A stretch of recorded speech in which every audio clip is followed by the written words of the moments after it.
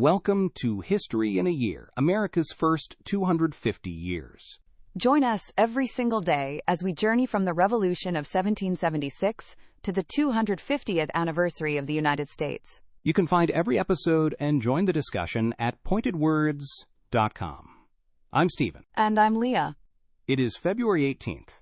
Welcome to episode 49. Yesterday, we watched the United States get slapped in the face by France during the XYZ affair. The French demanded a $250,000 bribe just to open peace negotiations. When the American public found out, they went ballistic. The rallying cry became millions for defense, but not 1 cent for tribute. And they meant it. Almost overnight, the United States woke up from its pacifist slumber and started preparing for World War. John Adams and the Federalist Congress poured money into building a real navy. They rushed the construction of massive, state-of-the-art frigates like the USS Constellation and the USS Constitution. And they didn't just build them, they sent them out to fight. This is the beginning of what history calls the Quasi-War. It's called the Quasi-War because it was never officially declared by Congress. It was an undeclared naval conflict fought entirely at sea, mostly down in the Caribbean and along the American coastline. For the first time since the Revolution, American ships were firing broadsides at a foreign power. And the new U.S. Navy actually kicked some serious butt. They really did. The most famous battle happened in February 1799, when the American frigate Constellation, commanded by Thomas Truxtun, hunted down and captured the French frigate L'Insurgente. The American sailors were highly motivated. They had spent years watching French privateers steal American cargo and kidnap American crews. Now, they were finally allowed to shoot back. Over the course of the Quasi-War, the U.S. Navy and American privateers captured over 80 French armed vessels. But while the Navy was winning battles at sea, a very different kind of war was breaking out back home on dry land. Alexander Hamilton and the High Federalists were thrilled by the naval victories, but they weren't satisfied. They wanted a full, formal declaration of war against France. They wanted to march an army into Florida and Louisiana, which were controlled by Spain, France's ally. George Washington had been brought out of retirement to be the figurehead of this new provisional army, but Hamilton was the one actually running it. Hamilton saw himself as an American Caesar, ready to conquer the continent. But President John Adams refused to declare war. He knew that an undeclared naval war was one thing, but a full-scale land war against the French Empire would bankrupt the country. Adams's refusal to declare war drove Hamilton absolutely crazy. It permanently fractured the Federalist Party. However, even though Adams wouldn't declare war, he did share one massive fear with Hamilton and the rest of his party, and that was the fear of the, quote, enemy within. The Federalists were terrified of the French Revolution. They had watched the streets of Paris run red with the blood of the guillotine, and they firmly believed that Thomas Jefferson and the Democratic Republicans were trying to bring that exact same bloody revolution to the streets of Philadelphia. Paranoia completely consumed the capital. Federalist preachers literally gave sermons warning that a secret society called the Illuminati was infiltrating America to destroy Christianity and overthrow the government. And they were deeply suspicious of immigrants. At the time, thousands of refugees were pouring into the United States.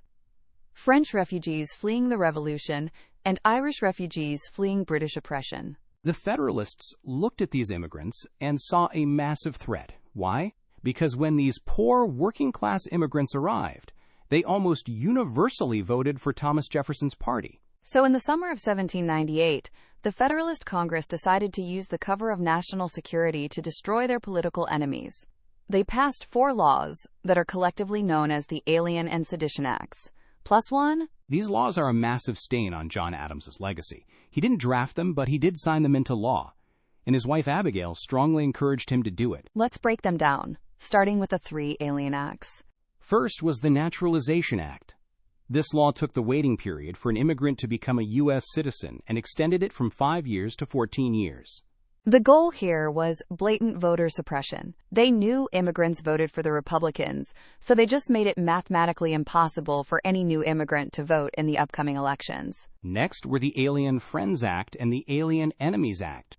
These gave the president the unilateral power to arrest, imprison, or deport any non-citizen he deemed, quote, dangerous to the peace and safety of the United States. No trial, no jury, no due process. If the president thought you were a threat, you were put on a boat. Adams actually never used the deportation power, but the threat alone was enough. Hundreds of French immigrants saw the writing on the wall, packed their bags, and fled the country before they could be arrested. But as bad as the Alien Acts were, the fourth law was the real constitutional nightmare: the Sedition Act. The Sedition Act made it a federal crime to write, print, utter, or publish any false, scandalous, and malicious writing against the government, the Congress, or the President of the United States. If you criticized John Adams in a newspaper, you could be fined $2,000 and thrown in a freezing, rat-infested prison for up to 2 years.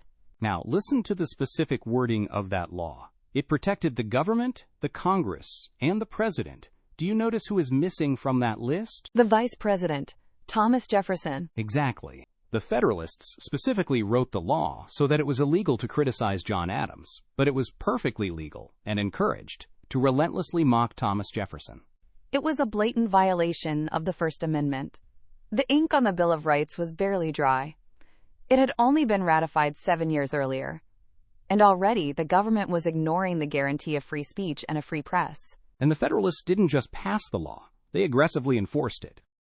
Adams's Secretary of State, Timothy Pickering, scoured Republican newspapers looking for anyone who insulted the president. Over 24 Republican newspaper editors were arrested and charged. One of the first targets was Benjamin Franklin Bosch, the grandson of Benjamin Franklin. He was the editor of the Aurora, the most powerful Republican paper in the country. He was arrested, but tragically he died of yellow fever before his trial could begin. Another famous case was Matthew Lyon. He was a Democratic-Republican congressman from Vermont. He was a fiery Irish immigrant, and the Federalists hated him. Matthew Lyon actually got into a physical brawl on the floor of the House of Representatives. A Federalist congressman named Roger Griswold insulted Lyon's military record, so Lyon spit directly in his face. Griswold responded by beating Lyon with a wooden cane, and Lyon grabbed a pair of fire tongs from the fireplace to fight back. Right there on the floor of Congress. So when the Sedition Act passed, Matthew Lyon was target number 1. He wrote a letter to a newspaper accusing President Adams of having an unbounded thirst for ridiculous pomp and a foolish adulation. For writing those words, a sitting United States congressman was arrested, dragged out of his home, and thrown into a 16 by 12-foot prison cell that didn't even have a glass window to keep out the winter cold. But the plan completely backfired on the Federalists. They thought arresting Matthew Lyon would silence him. Instead, it made him a martyr. While sitting in his freezing jail cell, Lyon ran for re-election to Congress. And he won. He is the only person in American history to be elected to Congress while serving a prison sentence. The American people were disgusted by the Sedition Act. They realized that the Federalists had gone too far. Thomas Jefferson and James Madison saw an opportunity. They knew they couldn't challenge the law in the Supreme Court because all the judges were Federalists who supported the law. So they did something incredibly dangerous.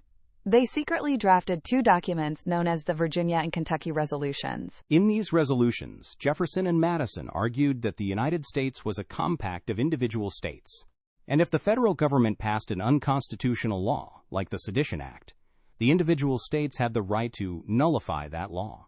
They argued that a state could simply refuse to obey the federal government. This was a massive escalation. George Washington read these resolutions and was horrified.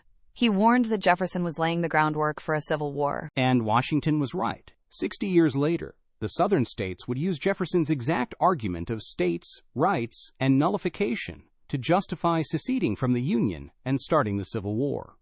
The country was tearing itself apart. The Quasi-War was raging at sea, the president was jailing journalists, and the vice president was secretly encouraging states to ignore federal law. The climax was approaching. The election of 1800 was on the horizon. It would be a rematch between John Adams and Thomas Jefferson. Join us tomorrow for episode 50, The Revolution of 1800. We witness the ugliest, most venomous political campaign in American history. We'll see how Alexander Hamilton finally destroys his own party out of sheer spite, and how a bizarre tie in the Electoral College nearly breaks the United States forever. I'm Stephen. And I'm Leah. You can find every episode at pointedwords.com. And this is our story.